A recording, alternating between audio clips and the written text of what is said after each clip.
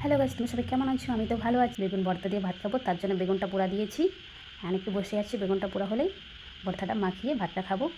তোমরাও দেখতে পাবা কীভাবে মাখাই বেগুন ভর্তাটা। এই দেখো বেগুন পোড়া হচ্ছে,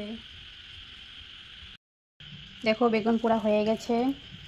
এখন আমি চুলিয়ে পরিষ্কার করে নিচ্ছি, তারপরে তোমাদেরকে দেখাচ্ছি। বেগুন চুলিয়ে রেডি করে নিয়েছি। এখানে দেখো লঙ্কা কুচি করে নিয়েছি, লবণ পেঁয়াজ এখন ভালো করে মেখে তারপরে বেগুনটা মাখবো। দেখো ভালো করে মেখে নিচ্ছি। এখন সরষের তেল দিয়ে নিচ্ছি।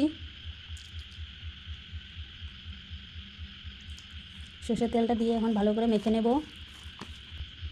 এখন বেগুন দিয়ে মাখা করে নেব।